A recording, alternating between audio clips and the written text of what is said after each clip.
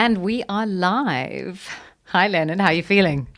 Hi, Leigh. Great being here. Thank you. You're very nervous. I don't know if you're more nervous than me. I had to give him a little rundown of just relax. Pity that they took the whiskey out of the studio. I didn't have a shot before the show. But those of you who are listening live, welcome to the first podcast episode of my new show, Bareback Stories. Thank you so much for being here. And to my amazing guest, Lenerd Louw, thank you so much. You're actually sitting right next to me because we're having techie challenges and we're sharing a very sort of phallic-looking microphone, aren't we? Oh, it's really cozy and Stick it in your mouth.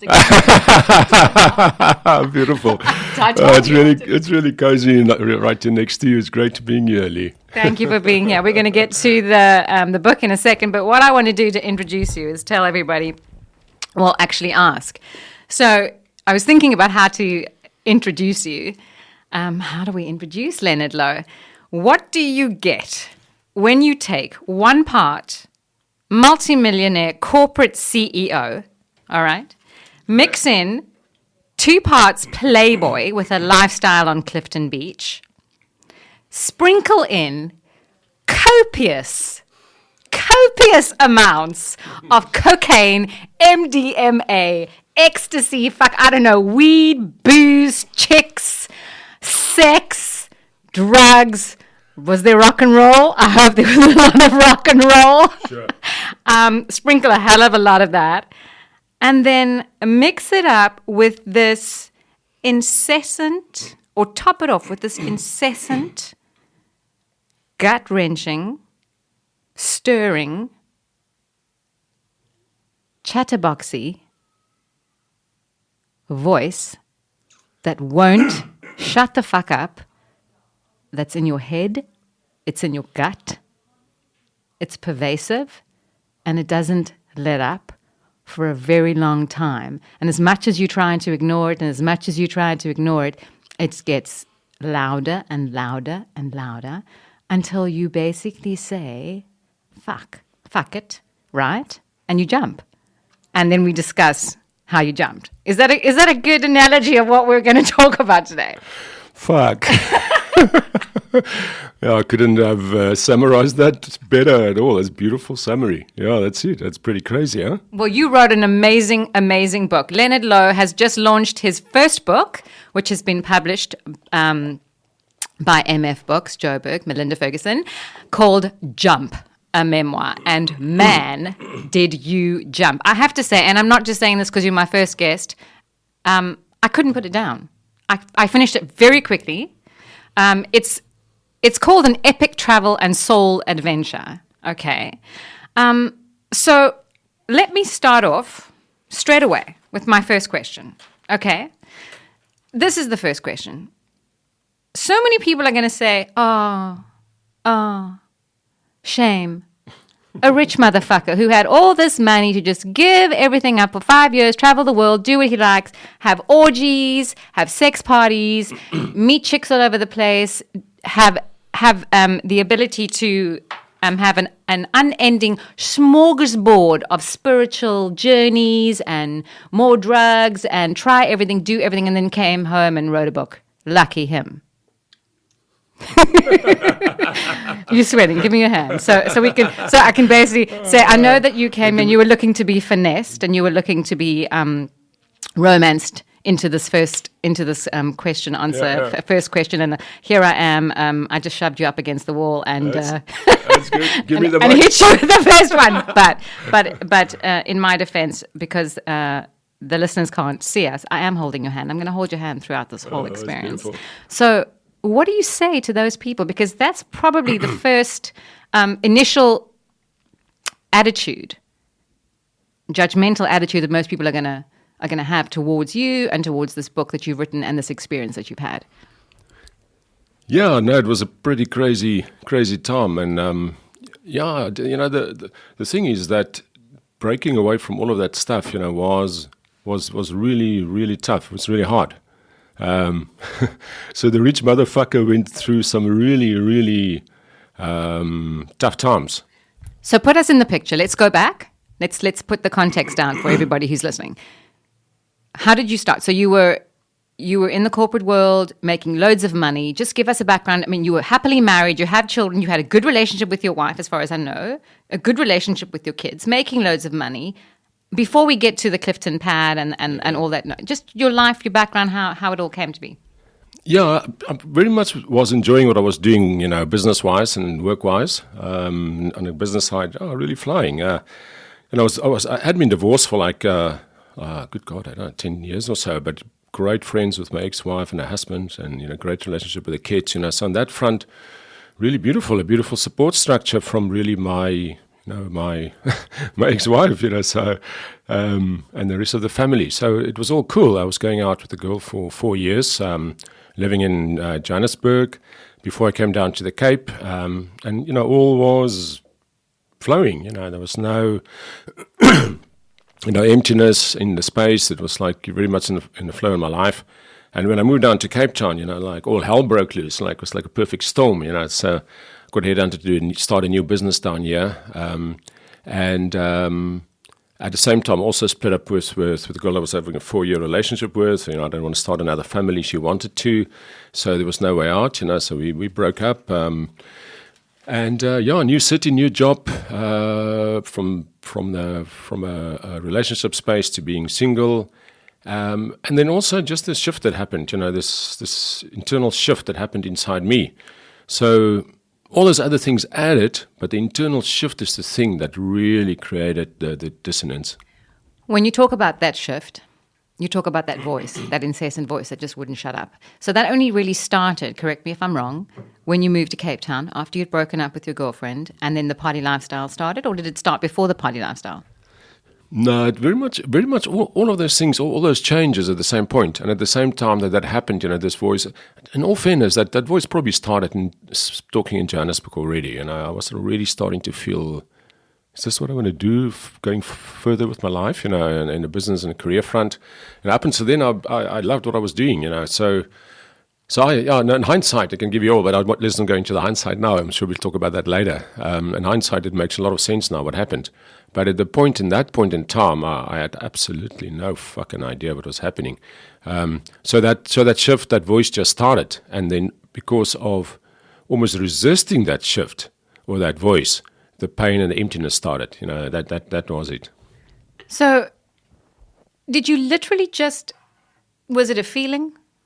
When you talk about the voice, was it just you suddenly started to feel empty because you had all the money in the world, a great job, you got on really great with your employees, you were very fulfilled there, you had 2 children that you loved and adored and had a good relationship with an ex, a loving relationship with a new woman in your life at the time. So nothing was really wrong in your life, but you just started to get this gut feeling. Yeah, that's what's so crazy about it. That's why I thought I was going pretty mad, because I would just like walk into the business space, and it was a great environment. The people, was like a really nice informal space, and created the business like we wanted.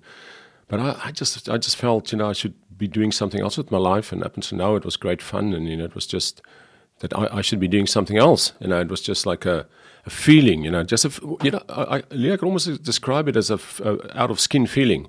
I often, looked at myself as if there was this camera in the corner of the window of the room, looking down at me, and I was looking through that camera at myself, playing this movie of my life, and it just didn't feel authentic. It didn't feel as if I was in my own skin, and I had always been in my skin before. I was always a little bit, out of the box, a little bit crazy, a little bit maverick. That's the businesses we always had.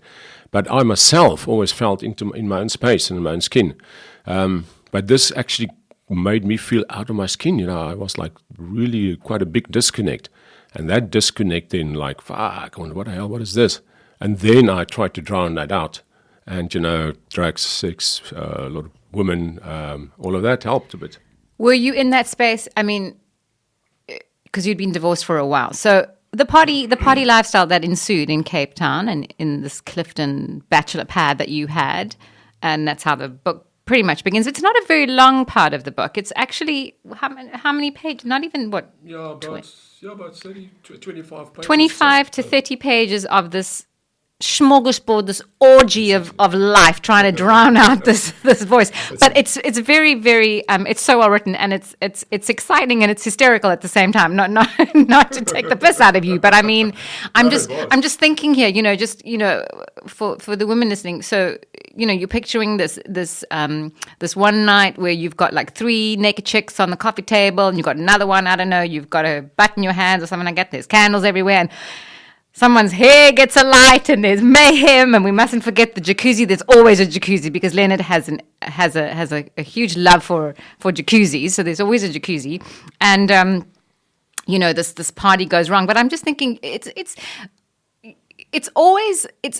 more than not, it's a man's bachelor lifestyle or party lifestyle that is written about or spoken about. But there are plenty of women like that. There are plenty of women who can appreciate and wonder what it must be like to reverse the whole situation. So just give me a minute, Chef. I just take a moment and just imagine. So I'm imagining. So now there's 3 naked guys on the coffee table, and I've got a man's butt, and they're about in my hands, and someone's hair gets on fire, and there's so it's just so that the girls can have a moment as well for themselves and enjoy themselves.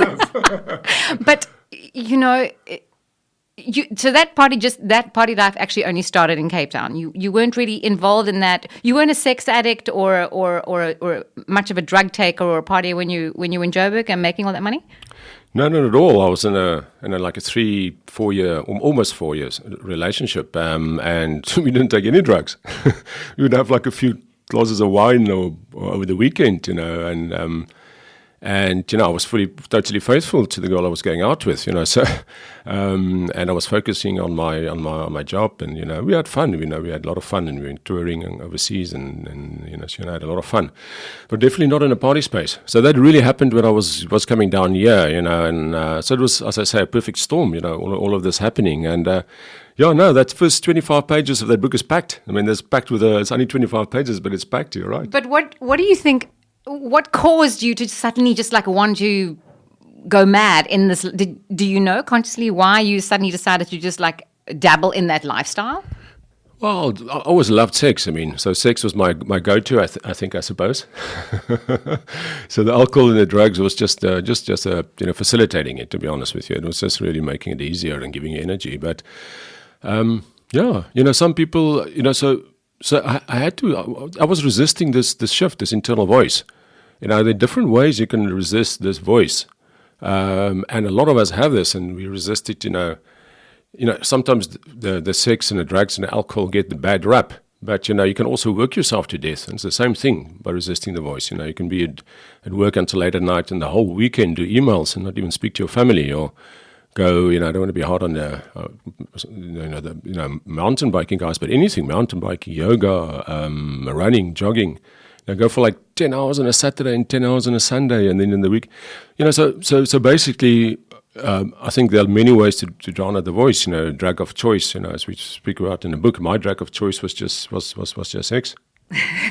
Just sex, and no one's knocking you there. But look, and not to jump very far forward, because when you talk about someone's drug of choice or that addiction, everybody seems to have an addiction of sorts. And yes, it doesn't have to be something that is a chemical that is known to be illegal and unhealthy and can make you sick or kill you, because stress can kill you too, from work, etc., and not living your truth. But and there's a part in the book much later on, and I almost waited, and I was waiting for another shift to take place for you to come to start to realize and understand another part of yourself, which I found because of who I am and what I've studied and what I personally find fascinating. When you started talking about how someone explained the numerology of who you are and your number, and because I can go straight away to understanding that 3, that addiction number, your birthday, which is part of the whole astrological, numerological journey, which I have been on and I love talking about. But the fact that you got there was an amazing little scenario in the book, I must tell you. I really enjoyed that because it humanized the experience on another level, even though you weren't taking something or having a spiritually enlightening experience or a physical experience, you'd be surprised how that really grabbed me, and would have a lot of people who understand when they look into the numerological and astrological understandings and pinpoints of their DNA, how fascinating that is. But I digress. So we're going to fast forward here. So this is going on, and there's a part now, as you're winding up this section of the beginning of the book, where you're taking these solo strolls on Clifton Beach, which is one of the most magnificent beaches in the world. I haven't traveled nearly as much as you, and I know you've traveled the world, but you have to agree. And that loneliness, that sadness, that feeling of, is this it? Just washes over you like a tidal wave. I mean, the way you write about it is quite sad, which is that knock on that gets you to say, and then do what you do, which leads you to give it all up, which is, it was fucking, I mean, people must have thought you were out of your mind. How did your family handle that? Yeah, no, just to talk about that walk on Clifton Beach, Leigh, I mean, that was just crazy. I mean, I agree, that's fuck. I mean, I've been in 35 countries all around the world. I was there on between fourth and third beach, and it was walking those beaches, and that setting is just unbelievable. But I just I call that my crashing rock bottom Clifton walk. It was just the one day that I walked. I mean, I had many of those where I kind of felt like that, but this one day it was specifically bad. And it just hit me that I looked at all the stuff around me, the white sand and the turquoise water and the Table Mountain eye up and all of that, and I write about it in a book. And kind of realizing that this must be beautiful. People are talking about that this is beautiful. But I couldn't see the beauty of it at all. It just totally went right over my head. I was like looking at it, and factually, okay, I can see, almost like a robot. Like a robot would look at humanity and like, is this something beautiful? And it's, from an objective point of view, potentially. But for me, I couldn't see the beauty, and that's where I almost had that. I just had, my gut was clenching, my chest was contracting, and I just knew I was in big shit. And then, you're right. People thought I was pretty crazy. And one hand, they thought that. And the other hand, I must say, it was also a lot of support. But from the people close to me. But broadly speaking, even the people close to me didn't really understand what was happening. No, I can imagine a lot of people listening to you talk about that and thinking, you ungrateful bastard. You have everything. You're in one of the most beautiful cities in the world, and that comes along with the whole idea. When you're living in a situation, you're living in a way where you're not present, where you can't find the gratitude and the joy. Sure. It's interesting that word has been coming up a lot for me in the last few months. But the joy in life, so many of us at least go through a moment in our time here, or a longer time. Where we are struggling to find that joy. Yes, exactly. And you're talking about so people often kind of they miss this thing, and they look at people with a lot of money, and I specifically don't actually have that anymore. I gave most of that back to universe before my start of my journey. It's in the book. But just broadly speaking, I know a lot of people with loads of money, and some of them the most miserable people on the planet. Internally, they may actually be nice with other people, but I can see they're very sad and miserable. So, frankly, money's got nothing to do with it. I mean, yes, you need to have at least something to eat in the day and have a warm shelter, but there's a nice shelter there down the road there in Kalk Bay. I often walk past it, and I'm looking at it now, and I'm thinking, I could slide there. I could stay there if it's nice and warm there, and have something to eat. So I'm jumping maybe right down to the end of the book, but it's so much more beautiful to be where I am now than sitting with funds and sitting with loads of money, but the deep emptiness inside. And I think a lot of people, especially people that don't have the money or feel that other people that have loads of money look at these people and think, oh, yeah, you're lucky bastards. But, they don't know that it's totally irrelevant. It's irrelevant how much money you have and what your means are. past a certain level of existence, it's totally irrelevant. No, I understand. And we spoke about this when we first met. And let's not let anyone get us wrong here. Money is energy, money is positive, and it's how you use it. And it's always the mindset and consciousness behind it. And yes, definitely. You weren't saying, oh, fuck it, I don't care about it anymore, give it all away. And I know that you appreciate the fact that because you had an amount that you could, after giving most of it away, sustain yourself on this journey for almost 5 years. It was very... you were very aware of that gift. Oh, for sure. I mean, a huge gratitude. I mean, I talk in the book about it. A lot of people doesn't have this opportunity to take like 5 years out and just travel the world and learn a lot of stuff. Learn a lot of shit. And be able to pay for that and do that. So there's immense gratitude of doing that. And obviously worked a lot of years to get to that point. But for sure. But you didn't. Or let me ask you this: Did you? Because you lived a very simple existence in all those years. You didn't travel five-star places. Did you consciously decide that you were going to just go on a voyage, a travel experience, not knowing where you were going, and how long you were going to be? Very simply, you wanted to do it very simply, or did you find yourself that you had to because you'd given all of it away before you decided to take a long journey? Frankly, when I left, I didn't know what the fuck what I was doing and where I was going. I just like got on a plane and I knew I had to break out of the comfort zone, go overseas, and the voice just told me, move out all of the old for the new to come in. So frankly, I didn't start with any preconceived ideas. But as the journey carried on, it just became less and less important to me. And I mean, to be honest with you, I wanted to stay in hostels and not in expensive hotels, even if never mind just the money part of it, but in those expensive hotels, you get these boring old people sitting there, and they don't want to talk to anyone, and they complain about everything.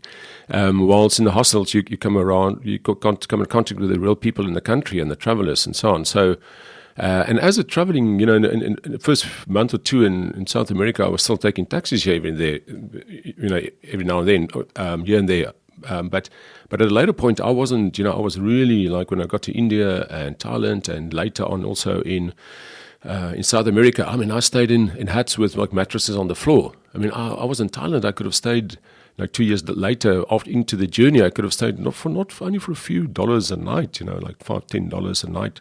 I could stay in a hotel with white floors and an aircon, and I didn't want to. I just wanted to be at my hut on the beach, on the stilts with my mattress on the floor in the corner, and there's a little basic. Well, I had a basic bathroom and a back, and they don't need hot water. It's so warm there.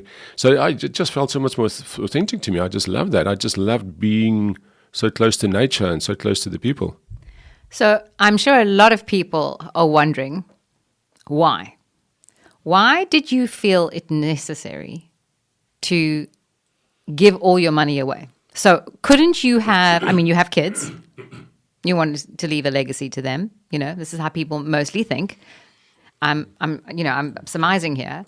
And why not just give a lot of it to charities, start another trust and put it away, and then, take what you need and go on a vacation? Why did you have to actually liberate yourself completely, fundamentally, of almost every cent that you had worked really hard for many, many years to earn?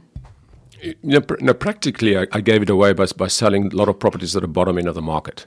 So that was the practical part of it. So, and I knew that it was. I was very good at calling the property market. In the waterfront, I bought properties, and I said it will double in 3 years, which it did, in the early 2000s and stuff. But when I left, it was right at the bottom of the cycle, and I knew it was going to double again. But I just took that view to do that because I just felt it wasn't that important to me anymore. And then, as far as legacy concerned, I don't actually believe in legacy. I don't think we're here to leave a legacy for ourselves or anyone, actually. We're just here to experience life. So I don't think, and I had the same thing with my parents, when they wanted to start a trust and stuff. And, and I said, what the hell, what the fuck do you want to do any of that? Just live your life, spend the money.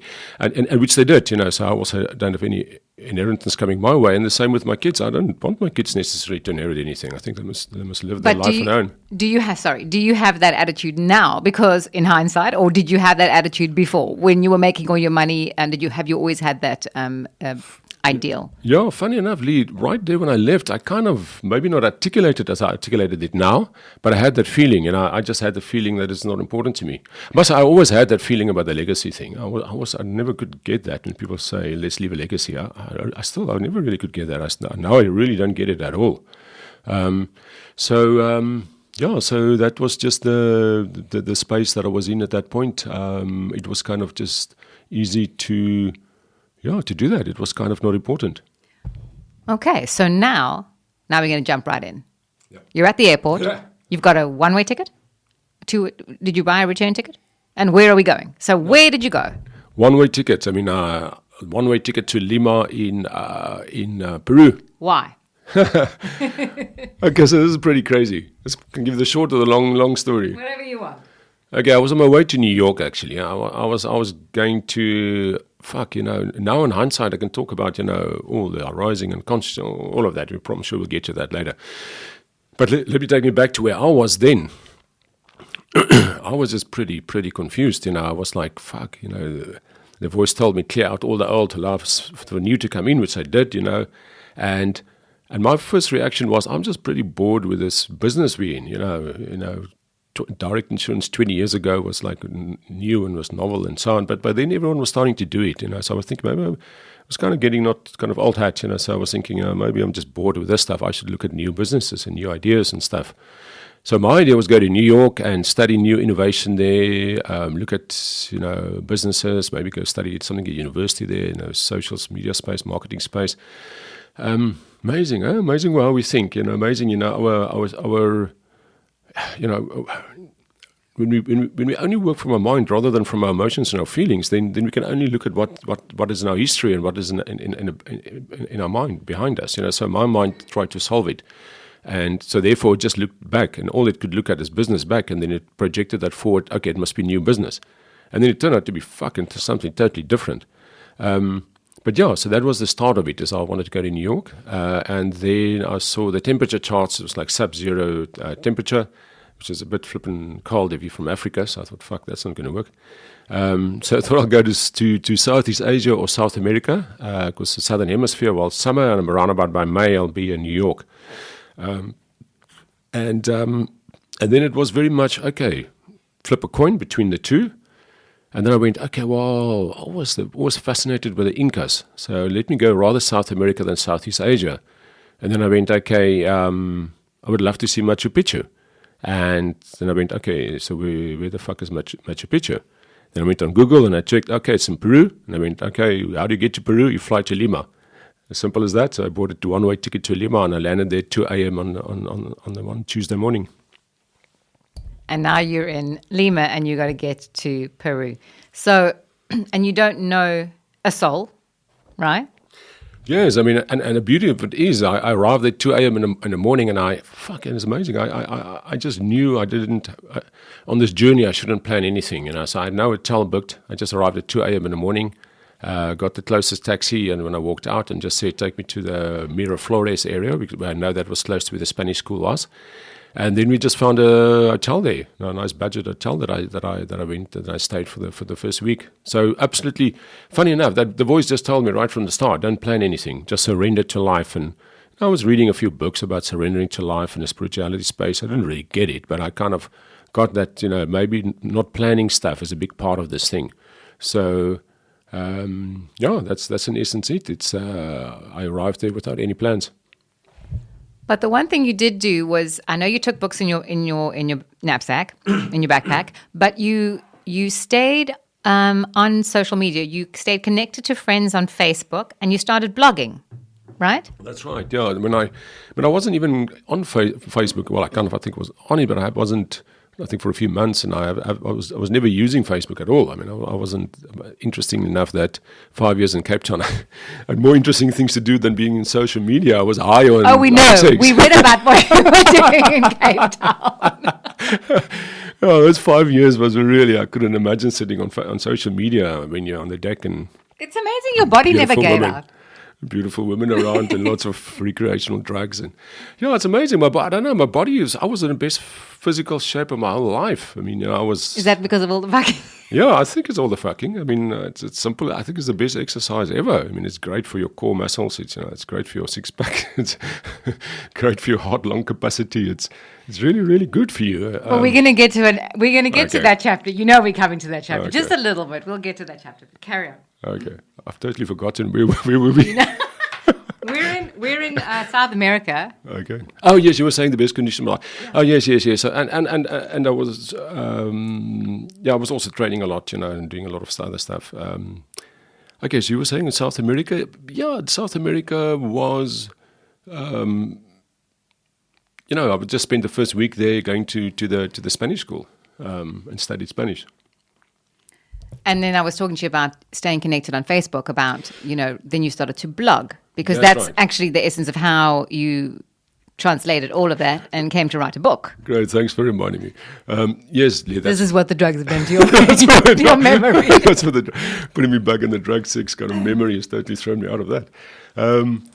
Yeah, that's exactly it. It's that before I left, the girl I was going out with was, and my friends, my buddies were saying to me, please go on Facebook so that we know you're still alive. And then she actually looked me up on Facebook and showed me how Facebook worked. And I really wasn't into any of this stuff. In the week I was running a business and doing emails and stuff. The weekends I didn't really want to look at any screens, so it wasn't in my space. But yeah, so that's really interesting. So then I said, okay, what I'll do is I'll post where I am and I'll put things on there, but please don't expect any comments or me answering any questions or comments or like even looking at it, and which is kind of what I did. People would ask questions. I wouldn't really I would just put it there. But that actually became fascinating because then, I started almost blogging of my travels in South America, where I was and so on, and every week or 2 weeks, not regularly. But then later on in the journey, I started going to do these crazy, beautiful workshops, and then I was talking very openly about that. And then people were just going, wow, this crazy guy from Cape Town is doing all this interesting kind of stuff. And then I shared that, and then people started following that. So learning the language was very important to you, obviously, because you wanted to be able to have a conversation with the locals, which was very admirable because a lot of people don't care. I didn't give a fuck. They're like, if you don't speak English, well, then, we'll use sign language or like piss off. I don't want to talk to you. Right? Why did you feel you needed to learn the language? You didn't know how long you were going to be there. Good God. I mean, in South America, if you can't speak Spanish, you're a little bit fucked. It's a fascinating continent. I mean, English, anywhere in the world almost you're okay. I mean, if you go to, even in the East, in Southeast Asia, most places you're fine. South America, if you say yes or no, people go like, what? They don't understand. It's as simple as that. People don't speak English in that continent. Broadly speaking. So you really have to learn a bit of Spanish. So that was one part. And the other part is, for some reason I always wanted to learn Spanish. And it's amazing how these things work, Leigh. I mean, like 20 years ago when I was working in the UK, I almost started studying Spanish there. Why the hell was I going to do that in the UK? But it's always called me. So it's amazing how these synchronicities and these things work. So it's always been a call. So it was just great. I wanted to really connect with the people by speaking the language. And to be quite honest with you, they're beautiful women in South America. And, I wanted to talk to them. And, there's no way you're going to, obviously then I got, we'll probably talk about the celibacy thing, but then the celibacy thing came in. But I also thought it was important to talk the language, to interact with the people. I can just imagine all those first words and sentences you wanted to learn, all those pickup lines. But to just impress them, hey? Did it work? Come on. No, I don't know. I was terrible. I was terrible with the language. I don't believe you. You didn't need language, Lenerd. You didn't need the language. So, sign language. So, let's fast forward a bit. I want to ask you about that first, because you didn't know, or you weren't interested your whole life, basically, about understanding more about the esoteric world, the world of spiritual wisdom. You said you dabbled. You read a few books or brought them along on this trip. But when was that first face-to-face moment where on your travels, whether you were still in Peru or not, where you can say that the world of mindfulness and awareness started to resonate with you? Started to really not so much integrate, but just started to resonate, where you didn't roll your eyes and go, oh God, this person's a bit of a wacky. Yeah, it's fascinating. Maybe I can just mention, before I left South Africa, the last 6 months when I was here, I started reading a book, The Monk Who Sold His Ferrari, right, by Robin Sharma. And that kind of helped me a bit, I mean, to actually leave and to leave the stuff. So and I was starting to read Paulo Coelho books, when I was over there. So in some way, these callings and things were coming to me, like in a subtle way, I suppose. But then to answer your question in terms of South America, very much after I got very ill with the parasites, and I was fucked, I was like a lean 82 kg when I left South Africa. I was really, really in great shape. It was not just the sex. I was doing martial arts. I was doing boxing. I was swimming in a swimming pool at the gym and doing workouts. And during the week I didn't party. I only partied on the weekends. So I was in the best shape of my life. And then in Ecuador I got parasites, and I dropped 10 kgs of pure muscle. Not just muscle. Like from 82 to 72. So by the time I got to Guatemala, 6-7 months later, I was, the things were eating me up alive. I had 4 courses of antibiotics, and the antibiotics were going to kill me before the parasite, before the antibiotics were going to kill the parasites. It's as simple as that. It didn't do a dent in the parasites. And then I arrived at the lake, Lago Atitlan, Lake Atitlan in Guatemala, this beautiful lake high up in the mountains. And there, someone asked the guy at the hostel there, is there anyone here that know natural course, remedies for parasites? Because I was given up hope with the normal remedies. And then he just told me about a guy around the corner, Dr. Bill, go and see the guy. He's quite famous there in the village and deliver kids. It's a shamanic guy and from a North American Indian tribe, but also a medical degree in a master's degree in psychology and all of that stuff. And in any event, when I arrived there at Dr. Bill's place, and he just looked at me and he pointed to my stomach and he said, "Oh, I can see the energy leaking there." That's where I went, what the fuck? Normally I would have been out of there, because for me it was about, is it physical? Is it tangible? That's what my left brain, that's always been my life, But I was so damn desperate that I would have ran around the lake, and it's a pretty big lake, a few times if you told me that and stand on my head, if that was going to help. So I just listened to this guy, and out of that, a few things followed, that he told me and referred me to, and that's really where things started changing. So now, with that change, obviously, when you first got to South America and you were traveling and you were learning Spanish and meeting people, and it was beautiful and it was warm and summer and swimming in the ocean and living in hostels and meeting all different people and women, hopefully. Yeah, I was meeting women, but I wasn't doing anything with them. I had this kind of crazy celibacy space. So now, how did the celibacy grab you and take hold of you after having come out of this sexual dream world that you were living? Just a few months before you hit South America. You're traveling now. You're single. You want to meet chicks. Sure. You said that's why you want to learn the language. Yeah, sure. And now you're suddenly going to be celibate. So how did that happen, and why? Yeah, no, it was very clear that that was part of the journey. I even went to do salsa dance classes. So to to be able to at least socially interact with people and with women there. In South America, if you can't dance, you're also a bit fucked. You have to speak the lingo and you have to be able to dance. So that was very much the space that I was in. But I arrived there in January, Leigh, and it was amazing. I just didn't. Whenever I would interact, and I was staying in these hostels with a lot of beautiful, women around. A lot of people there, a lot of really amazing people that I met along the road. But I would just have the interaction, have a discussion, and on the physical side, I could feel like wow, I'm interested to interact here.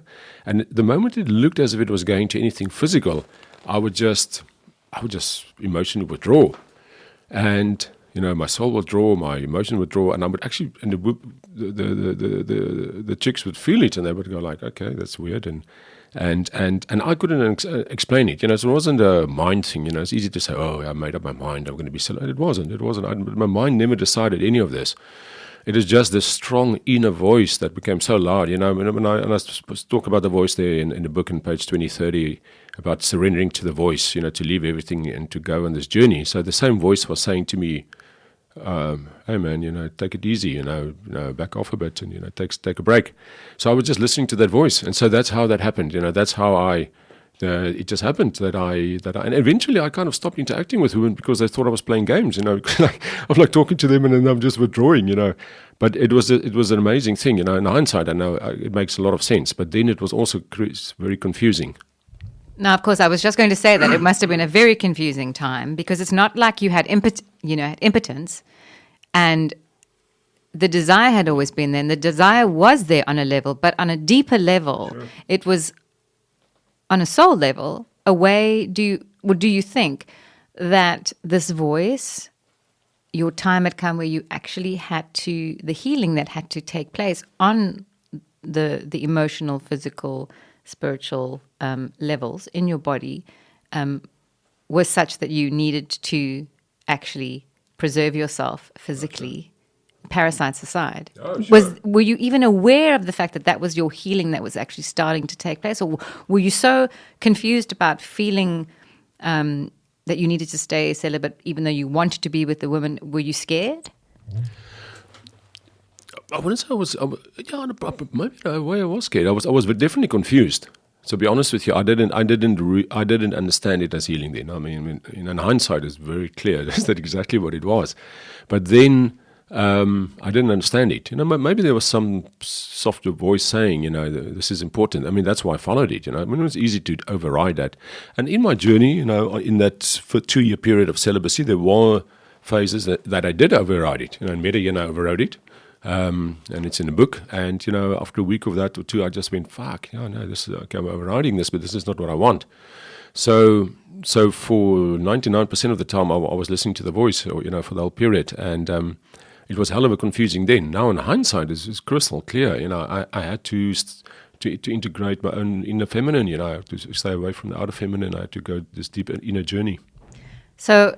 And this leads you to studying and coming to experience tantric sex and Tantra. And what did that do for you? Because you'd never been interested or worried or wondered about. A lot of people have this voodoo idea about Tantra being, it's like, this sensual massage, and then there's no orgasm at the end of it, so what the fuck's the point? And it's like boring, and you just go on and on and on, and you like breathe, and you touch each other, and then, what does it do for you? So, I mean, when you were first introduced to this and when you started to meet people who were experiencing this and doing workshops with Tantra, did you kind of have the same sort of mindset and just think, hey, can we just I just want to get in there and get on with it and have a good time and give a good time? No, it was actually crazy. It was actually when I arrived there in Hawaii, where I did the first of these trainings, and then it was broader than just Tantra. They used Tantra, a lot of Tantra principles, but a lot of other stuff also. And I referred to them as the transformational school, the TS school in the book. I've changed the names. And I must say it was kind of homecoming. It's really interesting. It was, kind of actually feel a bit emotional thinking about it. Yeah, it was a homecoming. Here was people that kind of in a way could understand what I was talking about. So even though I had those crazy times in Cape Town, I was also making love for 2, 3, 4 hours. And even the girl I was with before, we were making love for long, long hours. And a lot of people couldn't understand this stuff, my friends. And, men don't talk about how to make love in any event to each other, apart from, I did this and that, and, more like a one-line boast, but they don't really go into the sensitive detail of that. Generally speaking, it's obviously a generalization. So I didn't really know that. I've never spoken to any people about it. So when I arrived in Hawaii, and I was the level 1 training there, and it was actually a Tantra festival the week before that, I came into contact with a lot of these people. And a lot of it was like eye gazing, like for 5-10 minutes staring into each other's eyes, and I was like, "What the fuck? This is pretty crazy." And but I've always been a tactile person, so it's interesting that came so natural. I mean, I actually just slotted in. I mean, some of the people said, "Wow, is this your first one?" I said, "Yeah," but I just slotted into the space, and then in the 7-day initiation workshop, it just flowed, and there's people that I could then talk to about a lot of the stuff that I've been doing. So I was doing, the orgasm without ejaculation, before I even heard the word Tantra. It's just pretty crazy. I didn't even hear that word before. as strange as it may sound. And then in Hawaii, I went to the Tantra festival, and then I was speaking to people that have the same experiences that I had when I was with my 4-year relationship, even before the party days. Now, in the party days, it was even easier because some recreational drugs make it even easier to do that. So a lot of that Tantra stuff, you call it that, was stuff that was kind of present in my life. So that's why I'm saying, fuck, this is such a magical universe we're living in. The synchronicities and the threads and the stuff that's there. It's just crazy. I agree. So I want to go back to something you said just a few minutes ago about not having anyone to speak to. When the celibacy took hold of you and you started to be a little scared and not understand what was happening to your body on a physiological level and your mental level, did you speak to anyone? Did you have anyone to share with and open up to as a man, as you generalized and said that who don't usually share their feelings, share their worries, especially when it comes to libido and the body and everything? Did you find anyone you could have that type of a relationship with on your travels, or anyone from home? No. Did you share it on your Facebook pages in the blogs? Oh, not at that stage. I mean, that's before the learning started on the workshops and stuff. So I haven't up to that stage. I was very, very little that I shared on the personal space. Yeah, there was no one really to talk to. No one on the travels, no one back home. And God, there's no one to speak to on that basis. I mentioned that to Dr. Bill when he talked about the energy. He actually said that to me before. He was, and it's in a book. He was actually, just before I said anything, waved his finger in my in front of my face and said, and you must get laid. After he told me about this energy leaking, I was, what? How did you know about that? And I told him about this experience. Then he introduced me to a girl, a woman living around the corner. I dubbed her the English girl of the lake. Changed the name, Grace, the English girl of the lake. She's a very close sister now in my travels. And I discussed that with her. And yeah, she gave amazing advice. She couldn't explain what it was about, but she did say it is important to self-pleasure. It's important still to masturbate, even if you don't have sex. Fuck, and I must say that was an amazing learning, because now I can understand how people can get blocked from their sexual energy. Because I was celibate for so long, I also started going, a sexual guy like me, I was starting getting a little bit disconnected from my sexuality, and I would walk in the streets and see some, pretty women around, and I wouldn't necessarily, almost as if my sex drive became less. So her advice that, if you're celibate, still to move your energy around in your body and to masturbate and so on, and to self-pleasure, was actually beautiful advice. So I took that up.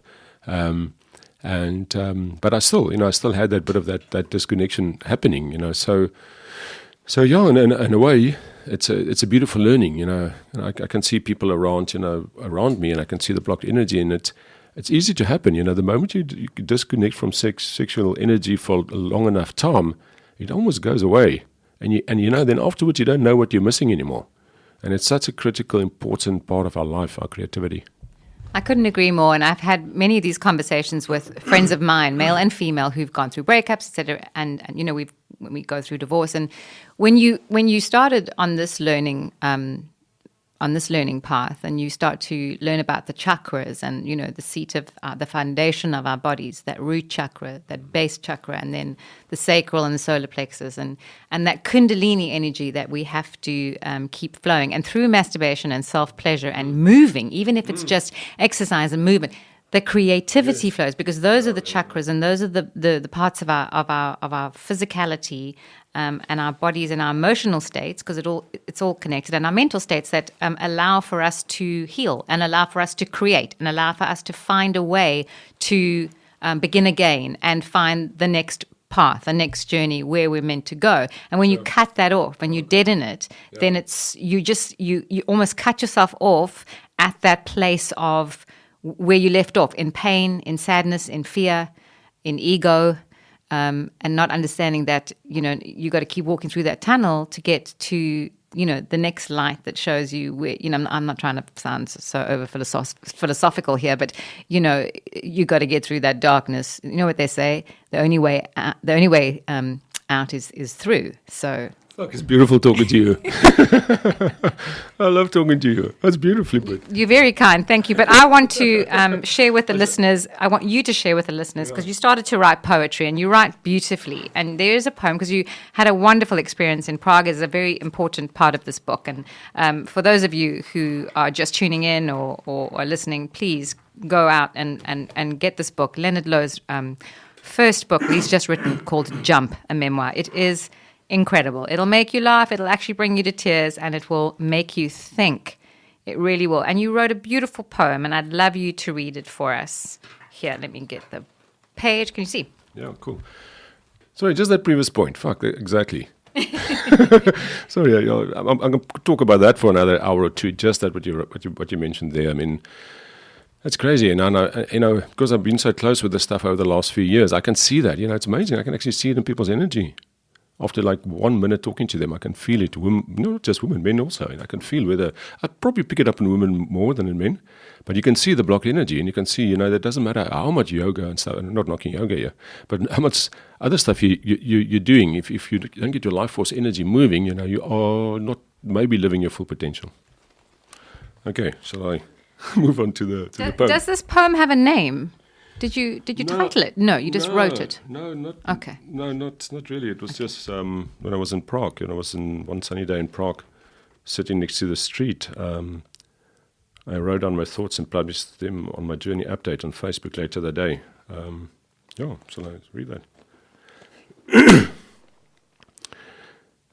Thank God for leaving my life in Cape Town 3 years ago. I didn't know what I was doing or why. But I knew I had to. Had to jump off the cliff. No parachute, no wings. Just threw myself off the cliff. A leap of faith. Falling. Falling.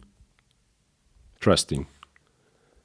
I knew I had to build my wings on the way down. And fuck, have I been building. Because I didn't want to die.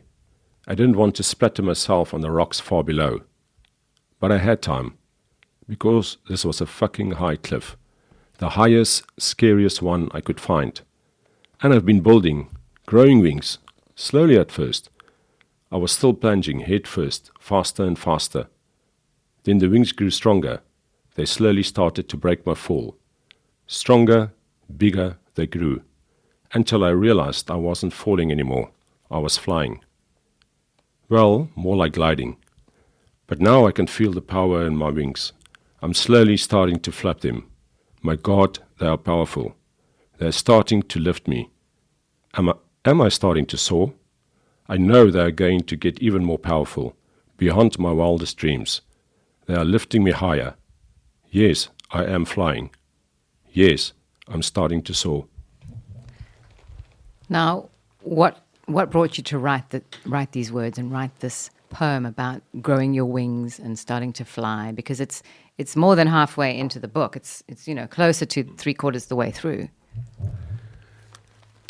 Yeah, it was just gratitude. It was just gratitude for when I was sitting there in Prague and I was sitting next to the river and I was like, what the hell? I was sitting next to this beautiful river, this beautiful city, beautiful buildings, and a beautiful insight. A lot of beautifuls in that sentence, but. Yeah, it was just beautiful, and I just felt so much gratitude for that. And I compare that to my crushing walk on Clifton Beach, and on the outside, living the life, having everything, but on the inside, being pretty empty. And so it was mainly gratitude. It was just gratitude for making that jump.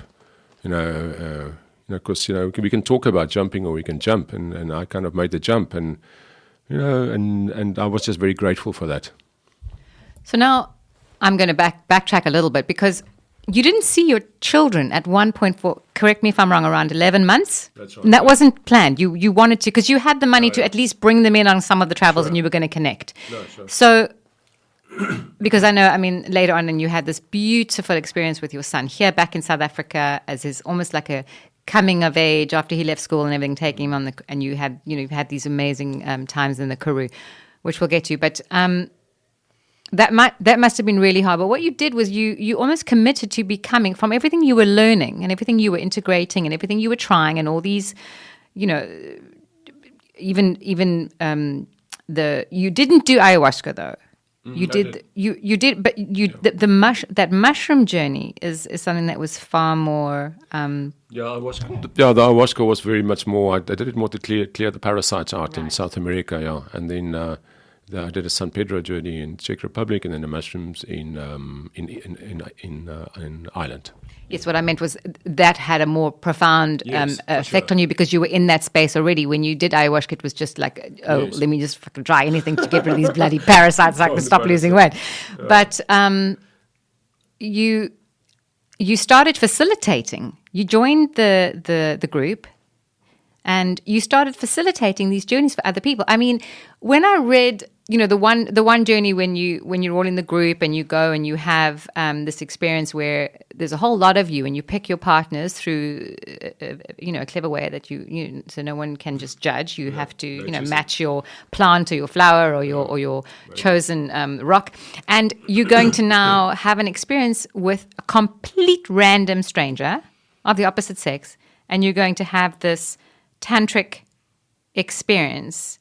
I mean, there are a lot of people, no matter what you've learned, no matter how long you've been traveling, no matter how open-minded and how much you love sex or whatever, to share intimacy with someone that you don't know is hard enough for the most evolved people. I really don't care what anyone says. That's my opinion. Sure. Because it's a very short space of time. You have no time to speak or really understand their energy or who they are on any level, let alone smell them. And you are facilitating an experience, and you've got to take yourself out of a place of judgment and fear and embarrassment and humiliation, giving and receiving. I mean, you almost reading it. I almost felt like there's a part of you want to run. How these people don't run away. No, exactly. I mean, it's pretty crazy. It's very much as simple as that. You're walking in the room and the music is playing, and when you stop, okay, the person that's in front of you, that's your partner.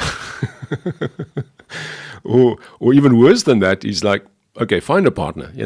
God, that's pretty crazy. So even for me, it's really tough. So it's some of these trainings that the 7 days, like a 7-day training that like from 8, 9 in the morning till 10 at night, and you do it for 6, 7 days, and 30, 40 people in that, and you go into deep vulnerability, and it's amazing the stuff that you do. I mean, I'll be honest. I agree, Leigh. I mean, it's probably the most out of my comfort zone I've ever been. It's the most I've been stretched. I went to I was still in that generation where we had to go to the army and all that nonsense, and I studied a lot of stuff at university, and I and I was in cutthroat businesses. I've been quite stretched in my life, quite a lot in a lot of spaces. So I've been in tough spots.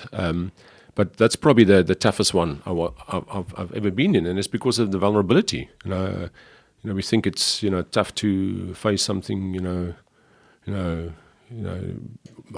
hard, and but the toughest thing to face is a vulnerability space, and that is hard. So and I've seen the people, and so I was a participant in that space, and later I did a little bit of facilitating also in that space. Did some year in with 2 couples here in down in South Africa. It was amazing to see where people go. If you give them the power to decide themselves, and but the transformation that you get out of that is amazing, because only when you go deep and when you go into vulnerability, that's when you really, really get to the stuff. Well, true intimacy is a space where it almost, I just, when I say that word, I see it as as something that sits in the bosom of vulnerability. And most all of us, yes. I don't know if most of us actually, if we were to be brutally honest with ourselves, actually, have, even in our come to later years, and if we looked at ourselves and looked in the mirror, would actually agree that we've ever really experienced true intimacy with somebody else or allowed ourselves to go there. And that's a very, very terrifying notion. And that's something I was very conscious of when I read that part of the book, because I felt like, I wonder, because I put myself in your shoes, and I wonder, I'm a pretty open individual, so I think, and I'm not afraid to share my feelings. and listen to others and, facilitate that space. But I got to tell you, it makes you think, like, to be in a space where you are allowing such true intimacy with a complete stranger, and you are both allowing yourselves to be so vulnerable, yet you feel so safe and so liberated afterwards. But to go through it, it's the scariest, most uncomfortable. I mean, for me, it was the most uncomfortable part of the book reading it, that I'm sure I could sense it from you. Oh, yeah, beautiful. Oh, beautiful. No, differently. I mean, and the same with me. Up until my whole life has been like that. I connected with people, but I always kept some kind of shield around my heart. I've always kept some intimacy space, safe there. But what I found is that in that vulnerability is power and is really strength, and that's also when life lives through you, So that's exactly it, what I found is when I was resisting that, to go into vulnerability and into the intimacy of that, I was living and I was enjoying my life, but the moment I actually, in these workshops and with all of this stuff where you're really pushed to the nth degree to go there, you actually drop into that vulnerability, then it's almost as if there's a barrier that's surrounding you that falls away, and life can come more to you and through you. So the energy of life I believe hit a bit of a barrier around us if we're not getting vulnerable or into intimacy. And the moment we drop that and we go into vulnerability, then that the energy of the universe just washes right through us. And that is really what makes us alive. That's what's really created all this bliss and kind of happiness and this full experiences of life. Not just the happiness, also the sadness. You feel sadness more intense, but you also feel happiness more intense. But you feel life more intense. And I believe you can't go there without being vulnerable. No, I mean, look, listen to what Brene Brown, one of my favorites, talks about.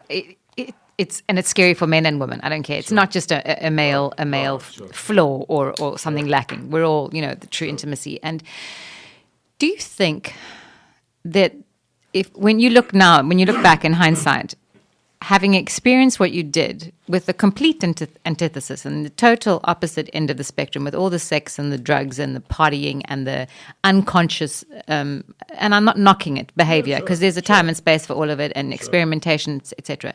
Do you think if you had never ever had that life, and if you had just gone from being a workaholic, striving to make money like a robot, then listening to the voice and then going on these journeys and never having had that wilder side, the impact of your journey would have been different for you?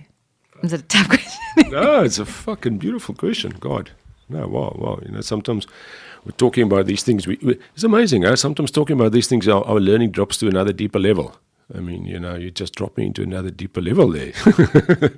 No, seriously, it's amazing. No, spot on. I mean, I haven't thought about it exactly in that way, but it's spot on. The fact that I went to that extreme in that sense also brought the other. It's almost like a pendulum swinging. I went to that extent of maybe unconsciously, just having sex, and it wasn't about any art or emotional connection, and then the pendulum swinging the other way around, where it's now very much about heart and social connection. But as you say, not knocking either. It's all experience of life. I believe we're here to experience life. God experiencing God.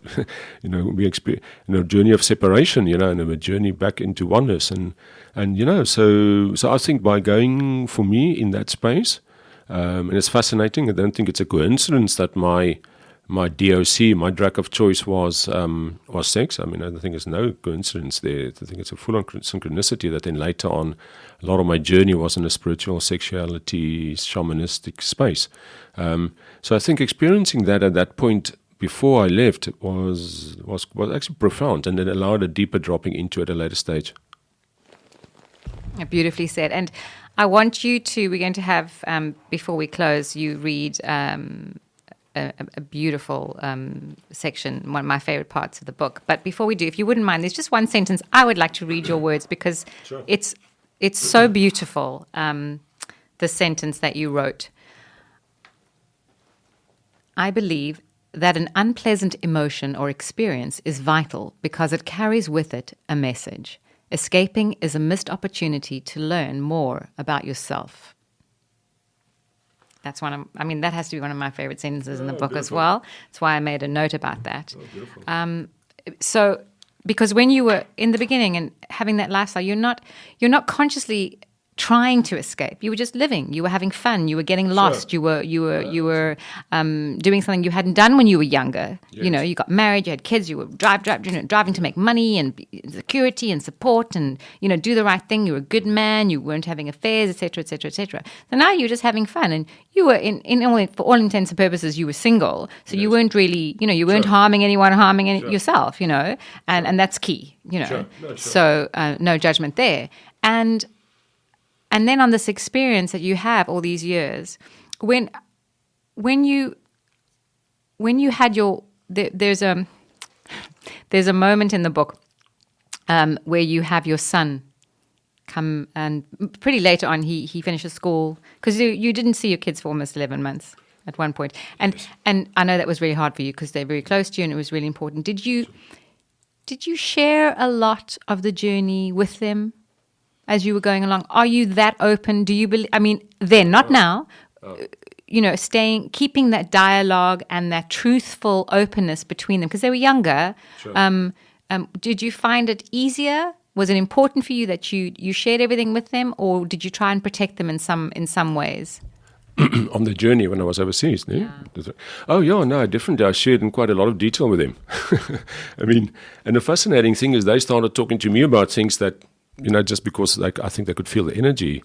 There's a part in the book there where my daughter, I think she was 15, my son's 17, we're sitting high up in the mountains in Barcelona, that monastery up, Montserrat monastery up there, and she was asking me, Daddy, when do you think it's a good age to have sex for the first time? And wow, man, we just had this beautiful discussion around it. And good God, I was so happy when she asked that question. I kept a straight face, but I was so happy because how many kids would, ask their daughter would ask their dad that, and it was such a beautiful situation because then we could talk about it, and we had a really like an hour-long discussion about it, and it's a little bit of that is in a book, and it was beautiful. So that this journey deepened in my relationship with my kids so much, and allowed for so much to be shared. And later on also, some of the discussions that I had with him, some of them, I think like 2 years in or so, I was having a self-pleasuring discussion with him, and that was a little bit too much for my daughter. She left the room, but my son was really interested, and but I think she also got quite a bit out of that, and so it's amazing, so it's amazing that I get calls from them asking me, very much personal stuff, and so that's great. It's just nice to have that open channel of communication, so they're not scared to discuss anything, even if it's in a sexuality space with me. That's very important. And also a very important part, your dad being ill and suffering, and you're looking at his passing and in a very different way. Did the mindset, the experience help you? Because it's such a, it's a difficult experience, even if you're not close to your parents, because it's a fact of life. We're all going to die. Sure. When we lose our parent, no matter what age. I don't know sometimes if it's harder or easier. I'm still trying to work that out, whether if you've had a worse or a worse relationship or a good relationship. I know from my perspective, I was very close to my father, and I always worried that his death would be too difficult for me, would be too impactful. And but then I came to a point, and also I'd had my journey of studying and everything, and I always say I'm so grateful, because from my understanding, I got to a place where, first of all, I knew he was ready, and he was older, but also that falling apart and losing oneself in the depth of that despair would have been a complete insult to who he was and everything he had taught me. Is how I can understand it and integrate it. But you write about it so poignantly, so beautifully. It doesn't take away from the pain. Do you think the experience would have been different had you not come through almost 5 years already when this happened? Oh yeah, for sure, no doubt about it. I think I would have been think it would have been sad, that if he died, and I would have much more difficult to would have to handle it. Whilst I know it sounds crazy, but I don't get sad anymore when people die. It just there's no sadness. That it's there's a tenderness. And there's a great feeling of closeness. But there's no emptiness. It's fascinating, So there's no emptiness. Whether the day that he was there and the day that he left, there wasn't as if there was any change really. I still feel him around me, and I think that's the journey. Definitely played a massive role. There's so many themes and so many things in this book and in this journey. So the sexuality is the one thing. The other thing is conscious dying and conscious living. So I spent a lot of time thinking about that and reading about that and working through that. When he died, it was like, oh, okay, it's just changing form. He went from the physical form now to another form, and I'm still in communion with him. And I was 78 years old, and he said to me, he was a really funny guy. He was like a real, traditional kind of, that silent generation, strong, silent man. And he said to me like a few days before, I had a good innings, but I want to be bowled out now. So I respected that. So why would I be sad if he goes? I had a beautiful time with him. So for me, it's definitely it was a beautiful confirmation almost of my journey, the way I felt, after his passing. So Lenerd, what do you think life would have looked like if you hadn't had this experience? I just cold sobered you up there. Did I just throw some water on you? No, downer, hey? I'm having a downer. I took you from that moment. We're going to keep things, I want to keep you on your toes. So, what do you think, because we've only got a few more minutes, what do you think life would have looked like for you if you hadn't had this epic adventure? Wow. There are a few options. The one option is I would still be on Clifton Beach partying my head off, but I probably won't be alive. I don't think our body can handle that much, of anything, good thing or bad thing. I don't know. It would be quite different. In a way, there was no choice. It was very clear this is what I had to do, so I followed that. So I can't almost imagine what it would have been not doing it. I would probably be in a space, doing what I'm doing, but without all this, But basically, my personality and my soul would be disconnected from each other. That's basically what it is, And the book launched the other day, I had that question, so what happened? And I was saying, well, the soul and personality was in one path until like 5-10 years ago, and then the soul said, well, it's now time to awake to something else in your life. And that path was now another path, and my personality was still on the original path. And basically what this 5 years have done is just brought my personality and my soul both in alignment again.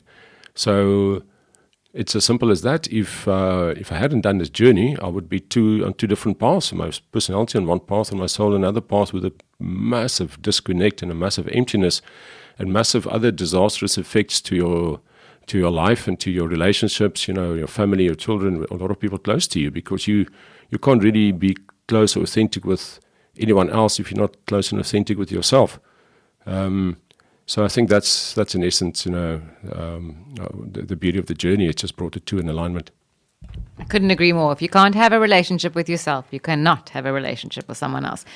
And it's all relationships. Let's talk about, life is relating. We're relating all the time. You don't have to have sex with someone to be having a relationship.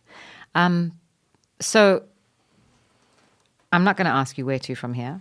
I don't care. No, I do. But I'm sure you've been asked that a lot. What I want to know, one of the last questions is, I can ask you, what's the biggest lesson? But what I want to say is, or ask, what is the biggest misconception that you finally realized after this journey? Let me think about that. Okay. And while you think about that, I'm going to just punt your book one more time. So Lenerd Louw's book, Jump, a Memoir, an epic travel and soul adventure, incredible book, now out in bookstores. And it's not all, we've spoken a lot about the the mindfulness, the awareness, the travel journeys, and all the experiences that you had of spiritual awareness and opening, etc.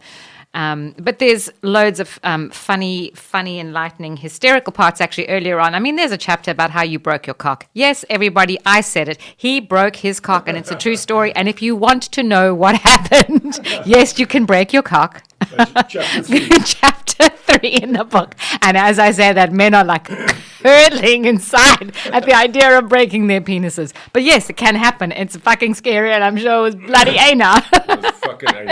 But have you got an answer to the question? I've got the answer to the question. There's a lot of detail in that chapter about, good God. Okay, read the chapter. I think the biggest misconception I think is, for me is that, while, that we're here to make money or build a security or leave a legacy and all of that stuff, or even asking why we're here. I think that's the biggest misconception. People trying to figure out. I think that gets in the way of being here. So, I mean, I think we're here to experience life. It's an experience, and we came here to learn something and to experience something, and to experience it, you have to be in the moment and you have to be in the now. I think that's almost the biggest thing for me, which I knew that a long time ago. We're not here for all those other reasons. We're really here, this beautiful gift of life, and to make the most of it, and just to be present in every single moment of it, as much as we can. That's beautiful. And has it changed your way of looking at sex? And there's nothing wrong with having romps and, mind-blowing, crazy, episodes of, fucking as opposed to making love. But has it changed your idea of it? Because we're not knocking any. There's nothing wrong. Sure. But what's the difference now for you? I think for me now is that I really want to have a heart connection when I have sex. It's kind of quite obvious, but in some way it's not that obvious for a lot of people, and was definitely not for me. So I mean, I don't think there's anything wrong with having threesomes. I don't think there's anything wrong with fucking your brains out. I think it's great if you can do it with an open heart, and you can do it with connecting at a deep level with the person or the people you're doing it with. And you're not cheating. And you're not cheating. Yes, you're not cheating, and it's very unauthentic. If you're authentic with the people you're with, and you're connecting on a heart space, and you realize you're actually making love to the spirit of this person. It's fucking deep. When you really get into how deep we are connecting, we're making love. It's fucking crazy. It's scary. It's deep. It's beautiful. It's wonderful. It's creation. It's vulnerable. It's hugely vulnerable. It's like that's the best way to know God, is to make love to someone with an open heart, and to get into contact with the creation and yourself. I think I think there's space for all kind of ways of making love, whether it's gentle and whether it's like really fucking hard. It's nothing. I think it's beautiful. I think the heart connection and the spirit connection, I think, that's beautiful if you can do it from that place. So you're to find the person that you can have that authentic opening heart space with. I agree. I want you to read this beautiful it's not half a page, part of the book, near the back. It sums up so much, and it's just written beautifully, and I would like to go out with the listeners hearing you in your words in this beautiful book that you've written, Lenerd Louw's Jump, a memoir. So from With No Plans. Yeah, I want to give you the torch. Oh, great.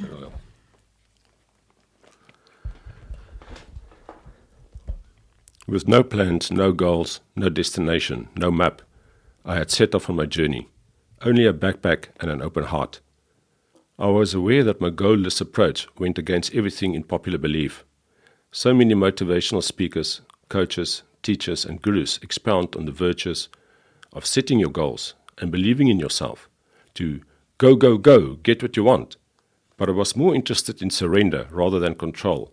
I wanted to fully see what existence had to offer, what else I had committed to do before coming to this life and this place.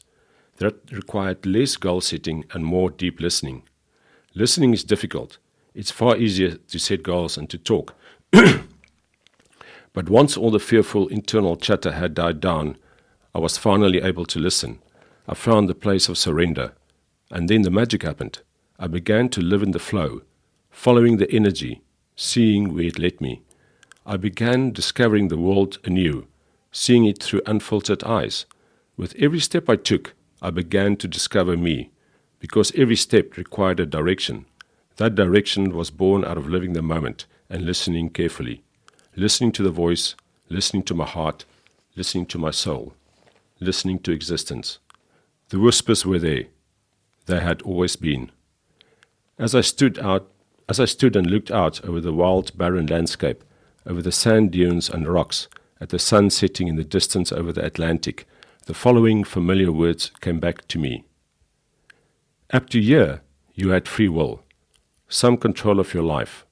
You were living life. But from here on, it will be different. Life will be living you. Absolutely beautifully written. And it's very difficult to follow on from there. So what I'd like to say with the last minute or so is to thank you. I'm very grateful that you found the time and we had the synchronicity and the synergy to have you on as my first guest. And what a perfect word to describe the energy surrounding what I'm trying to create with Bareback Stories. I've literally jumped into my first podcast today with you, who's just launched your book, Jump, a memoir, Lenerd Louw. Thank you so much for being here. It's been an absolute privilege to meet you. Thanks to Leon and Paul. They're listening. They know who put us together. And thank you to all the listeners. The podcast will be up if you've missed any of it and you'd like to listen to it again, up on the website, thei.tv.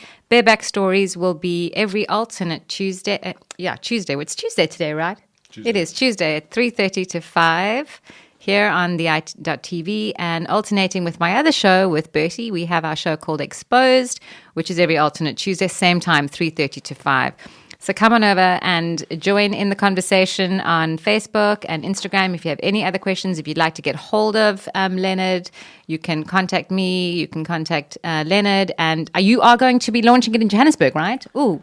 Let people know. Yeah, we're launching in Johannesburg on the 3rd of July, which is next Wednesday at Love Books in Melville.